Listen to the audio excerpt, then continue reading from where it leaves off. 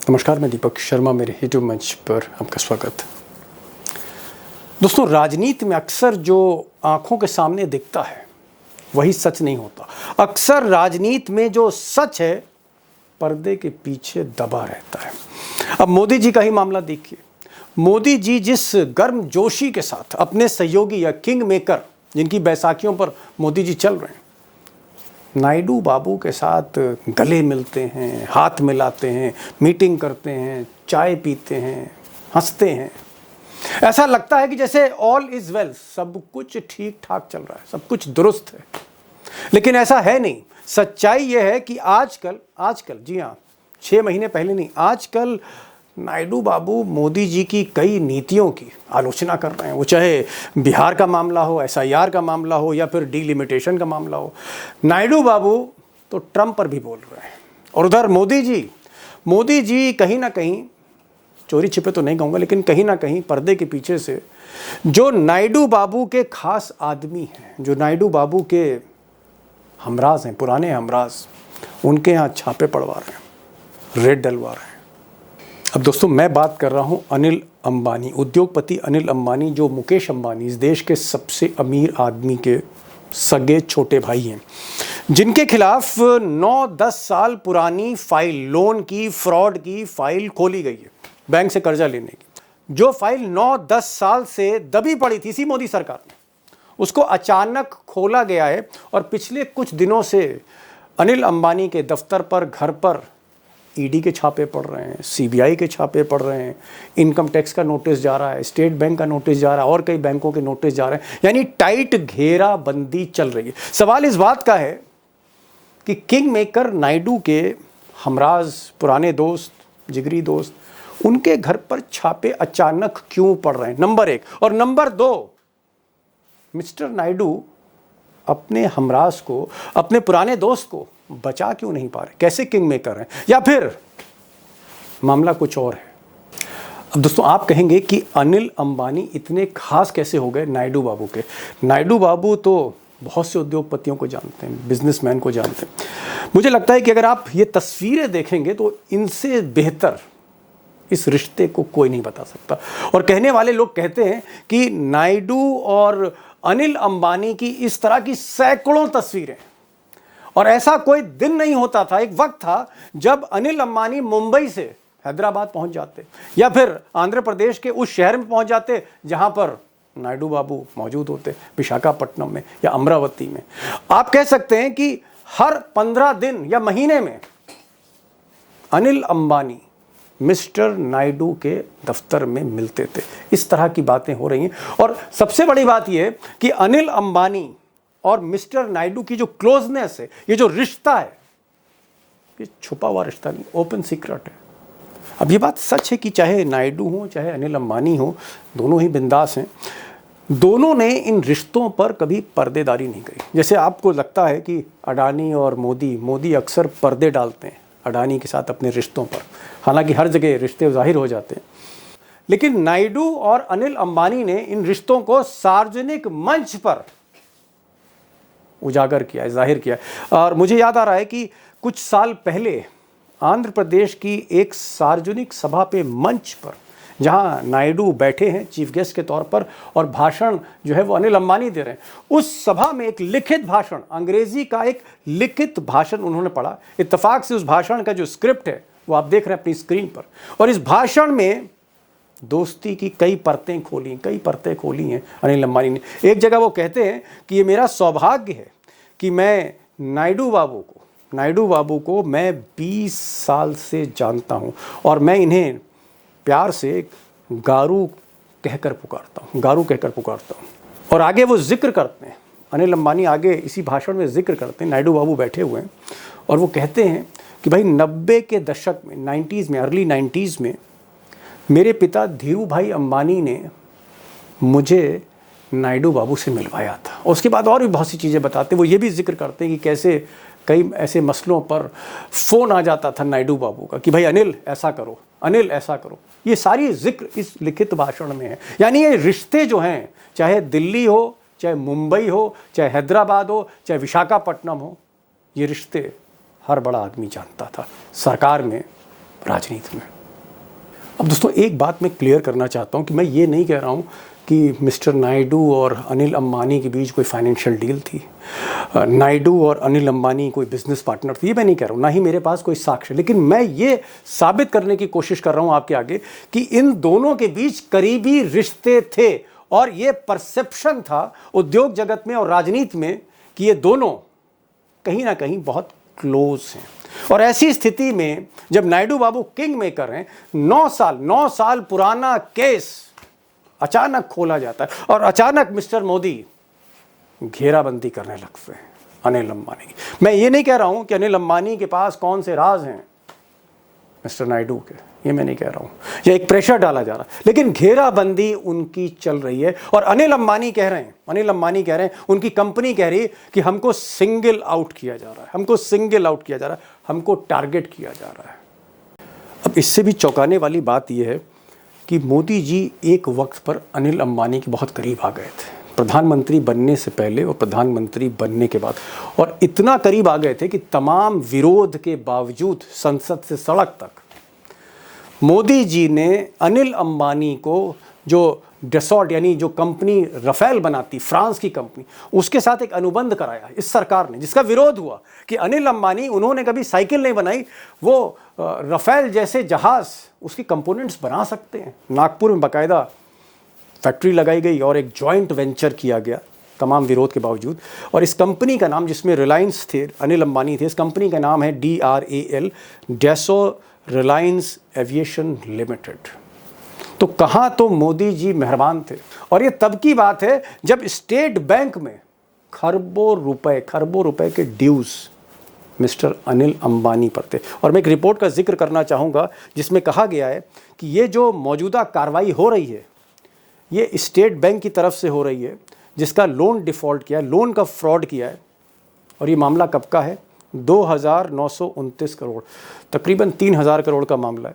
2016 से ये मामला लंबित था, पेंडिंग था, ड्यूज पेंडिंग थे। और कब एक्टिवेट की गई इसकी फाइल? जून 2025 में, कुछ महीने पहले। सवाल इस बात का है कि सरकार इतने बरसों तक मेहरबान रही अनिल अंबानी पर और इस फाइल पर धूल चढ़ती रही, मोदी जी की एजेंसियां इस फाइल पर सोती रहीं। अचानक ये फाइल क्यों निकाली गई? अचानक घेराबंदी अनिल अंबानी की क्यों हो रही? इसके पीछे खेल क्या है? क्या किसी को डराया जा रहा है? क्या किसी को संदेश दिया जा रहा है कि जरा संभल के चलना भाई, मोदी सरकार है, संभल के चलना? क्या कोई मैसेजिंग हो रही है? और ये मैसेजिंग किसको हो रही है? क्या ये मैसेजिंग नायडू बाबू को भी हो रही है, जो थोड़ा सा नाराज़ देखते हैं?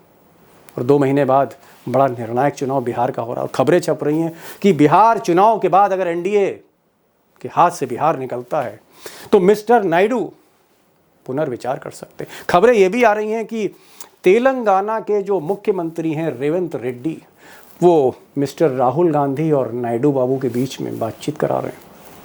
और ये मैं नहीं कह रहा हूँ, ये जगन मोहन रेड्डी कह रहे हैं कि दोनों में बातचीत हो रही है और रेवंत रेड्डी बातचीत करा रहे हैं राहुल गांधी और नायडू बाबू के बीच में। और रेवंत रेड्डी जो है, ये मामूली आदमी नहीं है, तेलंगाना के कांग्रेस के मुख्यमंत्री, ये बाकायदा चेले रहे नायडू बाबू के। नायडू बाबू ने इनको टीडीपी का तेलंगाना का अध्यक्ष बनाया, यानी नायडू बाबू के पुराने चेले राहुल गांधी और नायडू बाबू के बीच में सूत्रधार का काम कर रहे हैं। तो इस पृष्ठभूमि में ये जो छापे पड़े, इसके पीछे राज क्या है? Big question. अब दोस्तों अचानक ये जो 10 साल बाद फाइल खुली और फिर छापे पड़ने शुरू हुए अनिल अंबानी पे, इसके ज़रिए किसको डराया जा रहा है? इसके पीछे मोटिव, पॉलिटिकल ऑब्जेक्टिव क्या है? कहानी क्या है पर्दे के पीछे? असली मकसद क्या है? मैंने आज उमाकांत लखेड़ा साहब से पूछा कि आप ज़रूर खुलकर बात करिए, आज खुलकर बताइए, क्योंकि आप नायडू को 1996 से जानते हैं, रिलायंस को भी जानते हैं, ईडी और सीबीआई को भी जानते हैं और मोदी जी की सियासत को भी समझते हैं। ज़रा खुलकर क्या बातचीत है, खुलकर बताइए। तो मेरी बात तो आपने सुन ली, कहानी का दूसरा पहलू क्या है उसको भी जान लेते हैं। लखेड़ा साहब, आप तो काफ़ी अरसे से, मैं कहूँ जब से अनिल अंबानी 1996 से नायडू बाबू को जानते थे, तब से 1996 से आप दोनों को जान रहे हैं। मैं एक चीज़ पूछ रहा हूँ, अनिल अंबानी पर तो मैं बाद में आऊँगा। ये जो छापा पड़ा, अब अनिल अंबानी बहुत खास थे नायडू बाबू को, ये कोई ये तो ओपन सीक्रेट है। क्या आपको लगता है कि नायडू बाबू खुश नहीं हैं? नायडू बाबू अंदर ही अंदर नाराज चल रहे हैं, भले ही वो सामने से हाथ मिला रहे हो मोदी जी के। क्या पर्दे के पीछे रिश्ते नायडू और मोदी के अच्छे नहीं हैं? और अच्छे नहीं हैं तो क्यों हैं?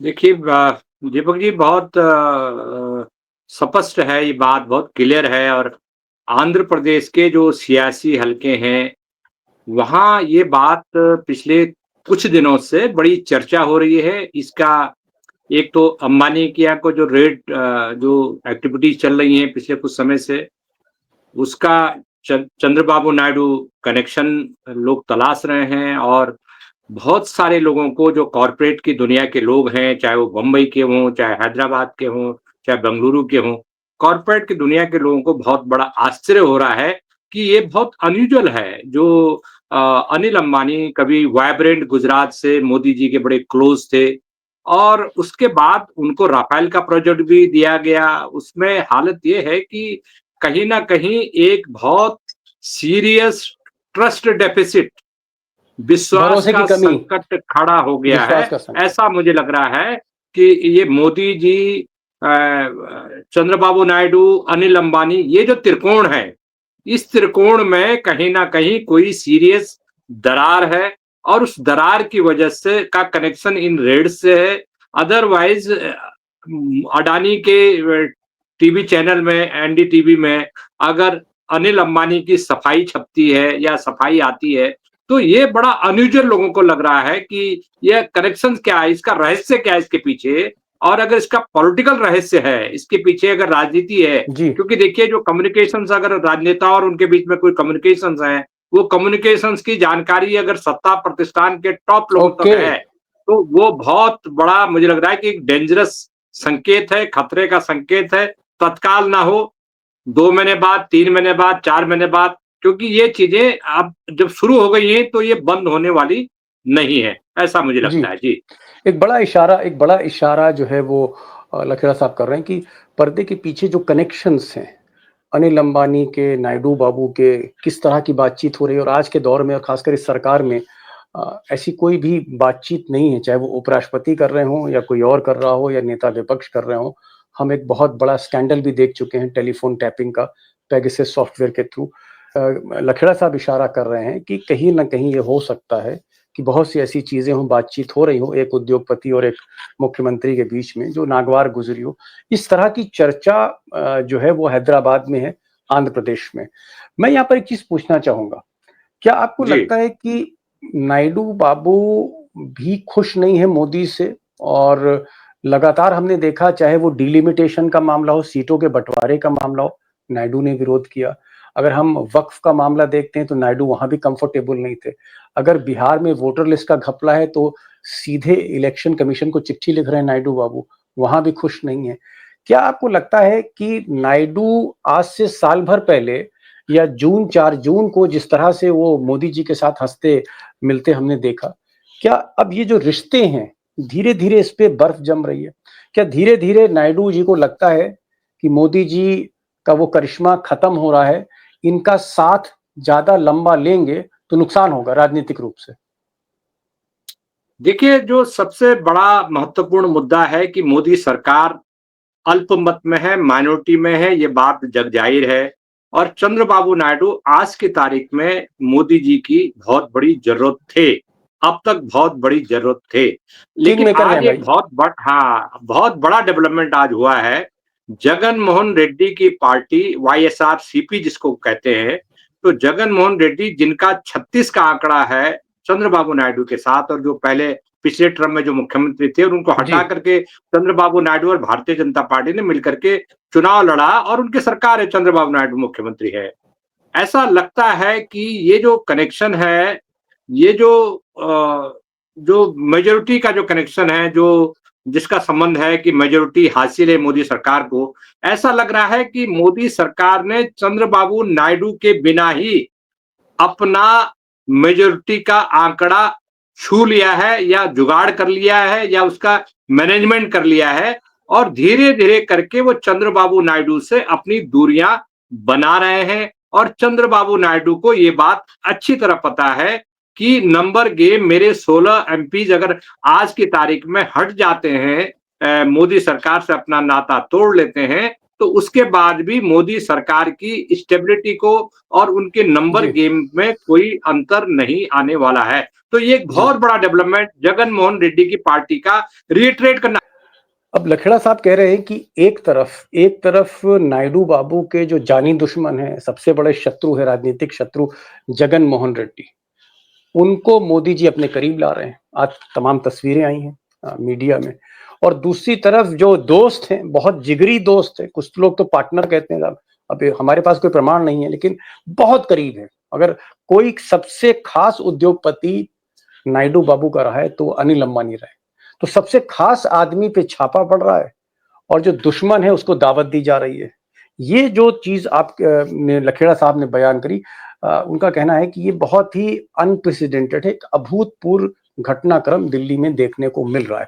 खैर, मैं एक चीज जानना चाह रहा था, क्या अगर लखेड़ा साहब, अगर मान लीजिए नायडू बाबू के खास आदमी के यहाँ छापा हो रहा है और अनिल अंबानी कहे कि साहब हमको टारगेट किया जा रहा है, हमारी कोई गलती नहीं है, हमारे बाकी डायरेक्टर्स, उनके खिलाफ स्टेट बैंक ने जांच रोक दी है, मुझ पर जांच क्यों की जा रही है, इस तरह की वो बातें कर रहे हैं, यानी कहीं ना कहीं विक्टिम कार्ड खेल रहे हैं। मैं ये जानना चाह रहा था कि अनिल अंबानी पर छापा क्या मैसेज है मिस्टर नायडू को कि थोड़ा संभल कर चलिए, संभल कर बोलिए। निश्चित रूप से यकीनन मैं ये कह सकता हूँ कि देखिए चंद्रबाबू नायडू जब से एनडीए सरकार को या मोदी सरकार को पिछले 11 महीने से समर्थन दे रहे हैं, तब से मोदी सरकार पर एक बहुत प्रेशर है उनका। एक तो आए दिन उनकी डिमांड्स, जो अमरावती हो या पावर प्रोजेक्ट्स हो या पानी की पेयजल के प्रोजेक्ट्स हो, उन तमाम सड़कों के प्रोजेक्ट्स हों, तमाम तरह की उनकी जो डिमांड है, जो फाइनेंशियल डिमांड है, राज्य को एक किस्म से खजाना खुला कर दो, ये पूरा उनका प्रेशर रहता है। और मोदी पे। दिल्ली में मैं नोट कर रहा था एक दिन कि जब भी उनकी दिल्ली आगमन होता है, तो वो फाइनेंशियल डिमांड की ज़रूर बातें करते हैं। जैसे 5,000 करोड़ रुपया, कल परसों दिल्ली आए थे तो 5,000 करोड़ रुपए का एक और प्रोजेक्ट देके चले गए।